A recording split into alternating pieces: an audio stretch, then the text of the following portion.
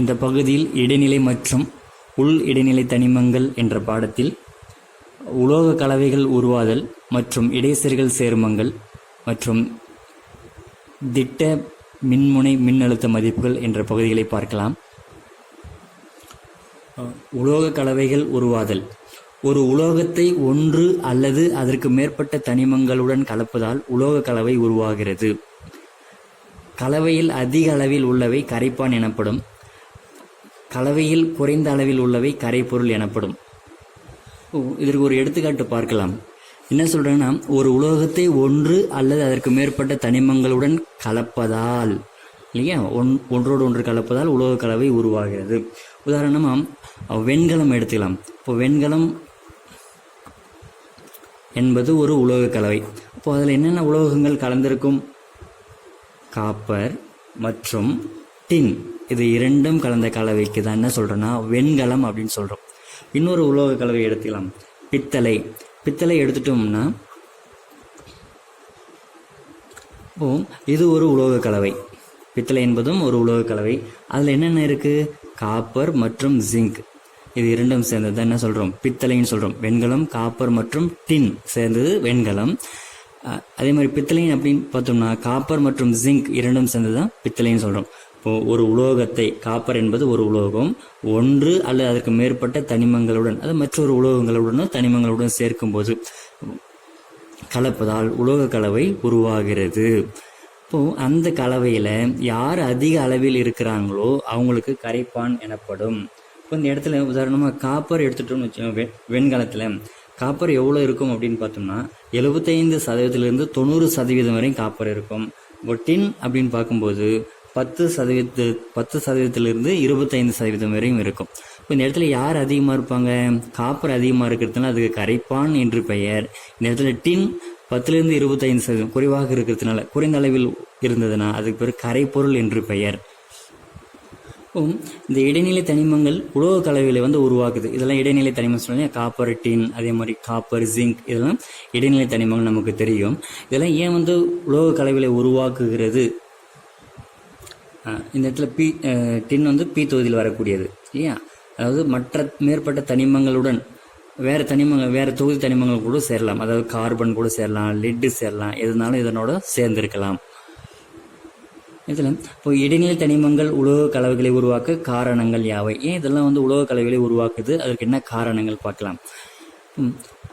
முதல் காரணம், அவைகளின் உருவளவு ஏறத்தாழ ஒத்துள்ளன.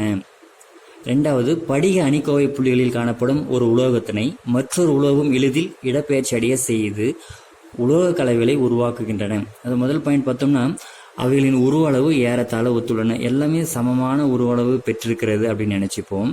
இப்போது ஒரே மாதிரியான உருவளவு பெற்றிருக்கிறதுனால ஒரு உலோகத்தினுடைய இடத்தை மற்றொரு உலோகம் இடப்பெயர்ச்சி செய்ய இயலும். மறுபடியும் பாருங்கள், அவைகளின் உருவளவு ஏறத்தாழ ஒத்துள்ளன. படிக அணிக்கோவை புள்ளிகளில் காணப்படும் ஒரு உலோகத்தினை மற்றொரு உலோகம் எளிதில் இடப்பெயர்ச்சி அடைய செய்து உலோக கலவையை உருவாக்குகின்றன. இப்போ இந்த உருவளவு ஒத்து இருக்கிறதுனால இந்த அணுக்கு பதிலாக இன்னொரு அணு எளிதாக இடப்பெயர்ச்சி செய்து அந்த இடத்தை என்ன செய்யும்? அந்த இடத்தை ஆக்குப்பை பண்ணிக்கும். இந்த இடத்துல உலோக கலவை உருவாகணும் அப்படின்னா ஒரு விதி கொடுக்குறாங்க.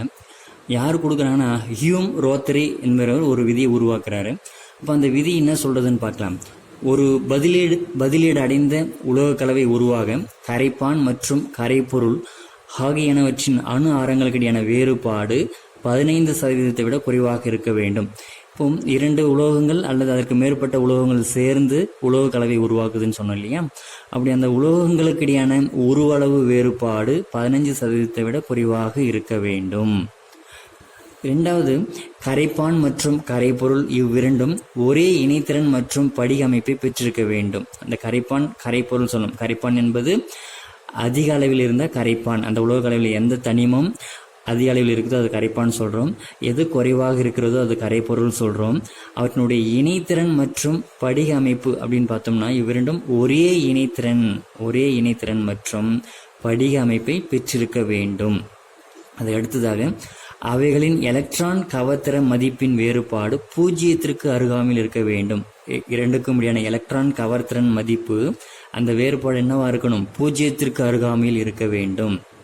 அதுக்கு அடுத்ததாக இந்த நிபந்தனைகளை நிறைவு செய்யும் இடைநிலை உலோகங்கள் தங்களுக்குள் பல்வேறு உலோக கலவைகளை உருவாக்குகின்றன. இப்போ இந்த 3 நிபந்தனைகளையும் யாரு நிறைவேற்றாங்களோ அவைகள் தான் உலோக கலவையை உருவாக்குகின்றன.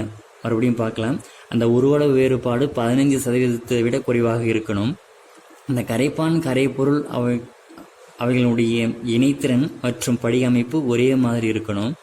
அதுக்கடுத்தது அந்த உலோக கலவையில் ஈடுபடக்கூடிய உலோகங்களுடைய எலக்ட்ரான் கவர்திறன் மதிப்பு வேறுபாடு 0க்கு அருகாமையில் இருக்க வேண்டும். இந்த 3 நிபந்தனைகளையும் நிறைவு செய்யக்கூடியவை உலோக கலவைகளை உருவாக்கும்.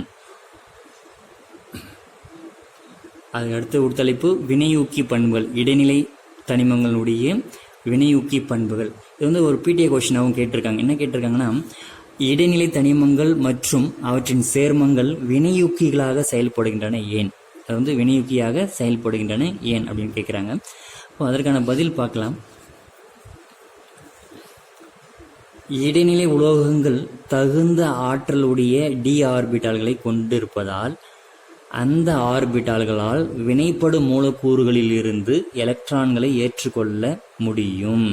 அதாவது இந்த இடத்துல தகுந்த ஆற்றலுடைய டி ஆர்பிட்டால்களை கொண்டிருப்பதால் தகுந்த ஆற்றலுடைய டி ஆர்பிட்டால்களை கொண்டிருப்பதால் அந்த ஆர்பிட்டால்களால் வினைப்படு மூலக்கூறுகளில் இருந்து எலக்ட்ரான்களை ஏற்றுக்கொள்ள முடியும். ஏற்கனவே தெரியும், இடைநிலை உலோகங்கள்னா பகுதி அளவு நிரப்பப்பட்ட டி ஆர்பிட்டாலை கொண்டிருக்கும் உலோகங்களுக்கு தான் இடைநிலை உலோகங்கள் எனப்படும். இப்போ இந்த தகுந்த ஆற்றல் உடைய என்று என்ன சொல்லலாம், காலியான டி ஆர்பிட்டாலை கொண்டிருப்பதால் அந்த ஆர்பிட்டால்களால் வினைப்படு மூலக்கூறுகளிலிருந்து எலக்ட்ரான்களை ஏற்றுக்கொள்ள முடியும். இது காலியா இருக்கிறதுனால தான் இன்னொரு வினைப்படும் மூலக்கூறு எலக்ட்ரான்களை ஏற்றுக்கொள்ள முடியும். அப்படி ஏற்றுக்கொள்ளும் போது வினைவேக மாற்றியானது வினைப்படும் மூலக்கூறுகளுடன் தங்களிடம் உள்ள டி எலக்ட்ரான்களை பயன்படுத்தி பிணைப்புகளை உருவாக்க முடியும் இல்லையா? அது காலியான டி ஆர்பிட்டால் இருக்கிறதுனால வினைப்படும் மூலக்கூறுகளிலிருந்து எலக்ட்ரான்களை ஏற்றுக்கொள்ள முடியும். அதனால் பிணைப்புகளை என்ன சொல்றாங்க, பிணைப்புகளை உருவாக்க இயலும். அப்படி இல்லைன்னா அந்த வினைவேக மாற்றியானது, யார் வினைவேக மாற்றியாக செயல்படுது? இடைநிலை உலோகங்கள்.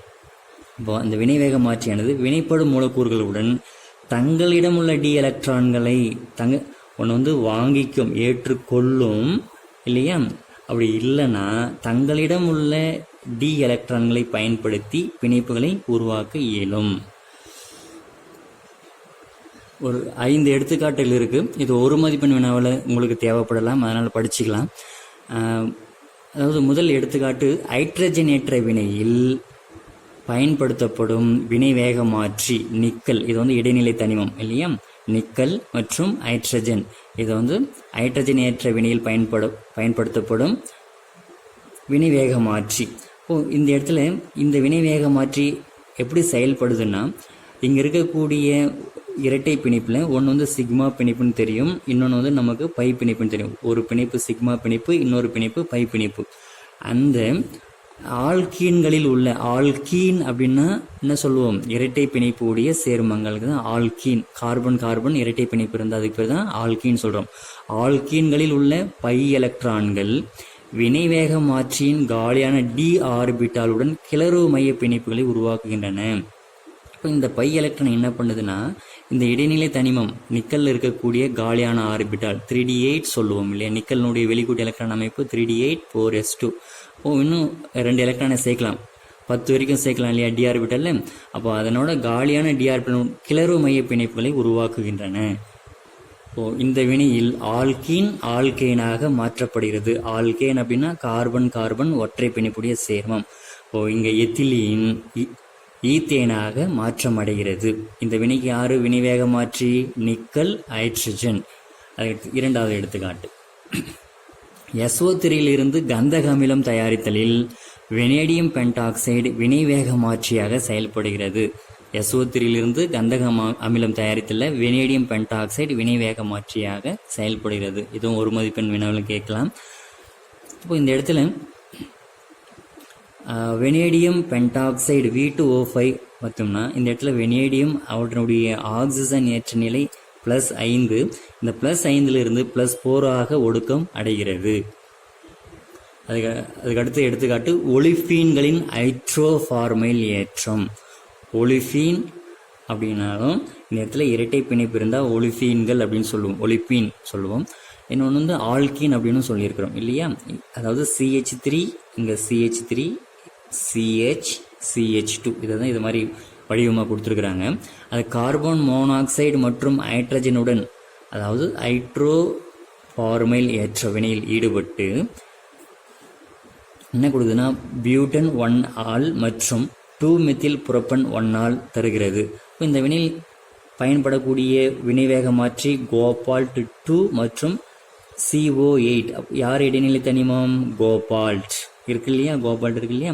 இப்போ இந்த இடத்துல இந்த இடைநிலை தனிமமானது வினைவேக மாற்றியாக பயன்படுகிறது. 1 மார்க்கில் எப்படி கேட்கலாம்? ஒலிஃபீன்களின் ஹைட்ரோஃபார்மல் ஏற்ற வினையில் பயன்படுத்தப்படும் வினைவேக மாற்றி கேட்டாங்கன்னா கோபால்ட் 2 CO8 கார்போனைல் அப்படின்னு சொல்லுவோம். இது CO இந்த இடத்துல கார்போனைல் சொல்லுவோம் 8.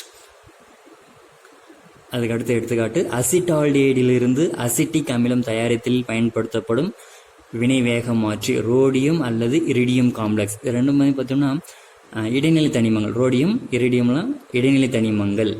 அசிட்டால்டேட் CH3 CHO அது என்னவா மாறுது? அசிட்டிக் அமிலம் COH CH3 COH மாறுது. அதுக்கு பயன்படுத்தப்படும் வினைவேக மாற்றி ரோடியம் ஆர் இரிடியம். அதுக்கு அடுத்தது ஜீக்லர் நட்டா வினைவேக மாற்றி பாருங்க, புரோப்பிலீன் எடுத்துக்கிறாங்க. அந்த புரோப்பிலீன் வந்து பாலிபுரோப்பிலீனாக மாறுகிறது. பாலி அப்படின்னா 3க்கு மேலே எவ்வளோ நாள் இங்கே N போட்டிருக்காங்க பாருங்கள். அது 10 இருக்கலாம், 20 இருக்கலாம், 30 இருக்கலாம். அப்படியே அந்த பிணைப்புகள் வந்து போயிட்டே இருக்கும். இந்த புரோப்பிலீன் பாலிபுரோப்பிலீனாக மாறுகிறது.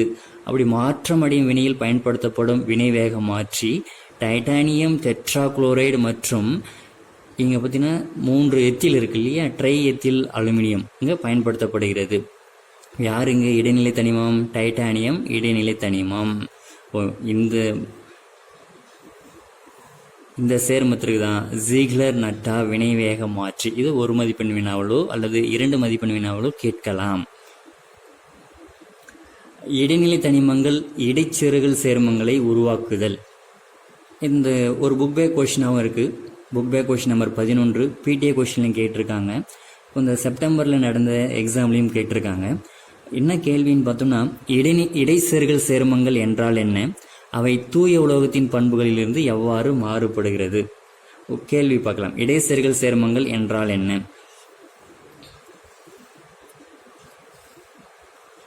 ஒரு உலோக அணிக்கோவை தளத்தில் உள்ள இடைச்செருகல் துளைகளில் ஹைட்ரஜன், போரான், கார்பன் அல்லது ஹைட்ரஜன் யார் யார் பாருங்க, ஹைட்ரஜன், போரான், கார்பன் அல்லது நைட்ரஜன் போன்ற சிறிய அணுக்கள் இடம்பெறுவதால் ஏற்படும் சேர்மங்கள் இடைச்செருகல் சேர்மங்கள் எனப்படும். இது எப்படி விளக்கலாம்னா, இப்போ அணுக்கள் வந்து இது மாதிரி இருக்கிறதா நினைச்சுப்போம்.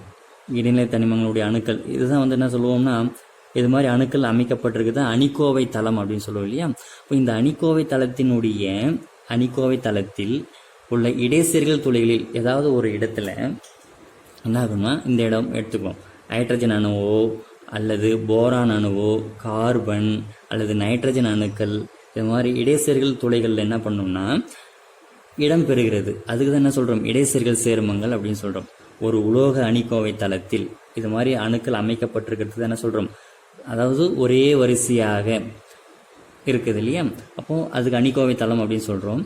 அந்த அணிக்கோவை தளத்தில் இடைச்செருகல் துளைகளில் அந்த இடைப்பட்ட கேப்லாம் இருக்கு இல்லையா, அந்த இடைச்செருகல் துளைகளில் ஹைட்ரஜன், போரான், கார்பன் அல்லது நைட்ரஜன் போன்ற சிறிய அணுக்கள் இடம்பெறுவதால் ஏற்படும் சேர்மங்கள் இடைச்செருகல் சேர்மங்கள் எனப்படும். இதுக்கு எடுத்துக்காட்டும் கேட்குறாங்க. என்ன எடுத்துக்காட்டு கொடுக்கலாம் பாருங்க. டைட்டானியம் ஒரு இடைநிலை சேர்மம், கார்பன் சேர்மம். அதுக்கு அடுத்தது ஜிர்கோனியம் ஒரு இடைநிலை சேர்மம், அதனுடைய இடைச்செருகல் துளைகளில் ஹைட்ரஜன் சேர்ந்திருக்கு. மாங்கனீஸ் ஒரு இடைநிலை சேர்மம், அதனுடைய இடைச்செருகல் துளைகளில் நைட்ரஜன் சேர்ந்திருக்கு இல்லையா. சரி, இன்னொரு 2வது பாயிண்ட், இவைகள் வேதி வினைக்கூறு விகித அடிப்படையில் அமையாத சேர்மங்கள். ஒரு ஃபார்முலா அமைப்பில் வராது, அதான் வேதி வினைக்கூறு விகித அடிப்படையில் அமையாத சேர்மங்கள். அந்த இடைச்செருகல் சேர்மங்களுடைய பண்புகள் என்னென்ன பண்புகள் பார்க்கலாம். கடினமானவை, வெப்ப மற்றும் மின் கடத்தும் தன்மையை பெற்றுள்ளன, அவற்றில் அடங்கியுள்ள தூய உலோகங்களை காட்டிலும் அதிக உருகுநிலையை கொண்டுள்ளன. அதில் என்ன சொல்கிறோம், கடினமாக இருக்கும், வெப்ப மற்றும் மின்கடத்தும் தன்மையை பெற்றிருக்கும். அவற்றில் அடங்கியுள்ள தூய உலோகங்களை காட்டிலும் அதிக உருகுநிலையை கொண்டுள்ளன. தூய உலோகமாக இருக்கும்போது இருக்கக்கூடிய உருகுநிலையை காட்டிலும் அது உலோக கலவையாக, அதாவது இடைச்செருகல் சேர்மங்களாக மாறும்போது அவற்றினுடைய உருகுநிலை அதிகமாக இருக்கும். அதுக்கடுத்தது இடைநிலை உலோகங்கள் ஹைட்ரைடுகள் வலிமை மிக்க ஆக்சிஜன் ஒடுக்கிகள் ஆகும். இந்த உலோகங்களோட ஹைட்ரஜன் சேர்ந்ததுன்னா ஹைட்ரைடு. ஓகேவா, உலோகங்களுடன் ஹைட்ரஜன் சேர்ந்தால் ஹைட்ரைடு சொல்கிறோம். இப்போ அந்த ஹைட்ரைடுகள் என்னவா பயன்படும்னா ஆக்சிஜன் ஒடுக்கிகளாக இங்கே பயன்படும். அதுக்கு அடுத்தது உலோக கார்பைடுகள். கார்பைடு அப்படின்னா கார்பன் சேர்ந்ததுன்னா, அந்த உலோகத்தோட கார்பன் சேர்ந்ததுன்னா கார்பைடு அப்படின்னு சொல்லுவோம். அப்படி உலோக கார்பைடுகள் வேதி மந்தத்தன்மையை பெற்றுள்ளன. மந்தத்தன்மைனா அதனுடைய வினை புரியும் திறன் குறைவாக இருக்கும். அதுக்கு அடுத்த கொஸ்டின், இடைநிலை தனிமங்கள் அணைவு சேர்மங்களை உருவாக்க காரணங்கள். இடைநிலை சேர்மங்கள் அணைவு சேர்மங்களை உருவாக்குகிறது. ஏன் உருவாக்குகின்றன, அதற்கான காரணங்கள் என்ன? இல்லை, ஒரு அணைவு சேர்மம்னா எப்படி இருக்கும்? இங்கே பாருங்க, இது மாதிரி இருந்ததான் 6வது பாடத்தில் படிக்க போகிறோம். ஐந்தாவது பாடத்தில் படிக்க போகிறோம். இரும்பு Fe ஒரு இடைநிலை உலோகம், அதனோட Cn சயனைடு, அதாவது இங்கே சயனோ அப்படின்னு சொல்லுவோம், இந்த இடத்துல சேர்ந்திருக்கிறது. ஒரு ஸ்கொயர் ப்ராக்கெட்டுக்குள்ளே போட்டிருக்கிறோம். இது மாதிரி போட்டாக்க தான் அதுக்கு என்ன சொல்கிறோம், அணைவு சேர்மம் என்று சொல்கிறோம். இதை பற்றி 5வது பாடத்தில் மிகவும் விளக்கமாக பார்க்கலாம். இது மாதிரி ஒரு சேர்மங்களை உருவாக்குவதற்கு காரணங்கள் என்ன? இடைநிலை தனிம அயனிகள் சிறிய உருவளவையும் அதிக மின்சுமையும் கொண்டுள்ளன. இடைநிலை தனிம அயனிகளுடைய உருவளவு எப்படி இருக்கு? சிறிய உருவளவு, அதிக மின்சுமை. நம்ம பார்த்துருக்குறோம், ஆஸ்மியம் அப்படின்னு எடுத்துட்டோம்னா +8 வரைக்கும் இருக்கு இல்லையா? ருத்தினியம் பார்க்கும்போதும் +8 வரைக்கும் இருக்கு. மாங்கனீஸ் +7 வரைக்கும் இருக்குது இல்லையா? அப்போ சிறிய உருவளவை பெற்றிருக்கிறது, அதிக மின்சுமையும் கொண்டுள்ளன.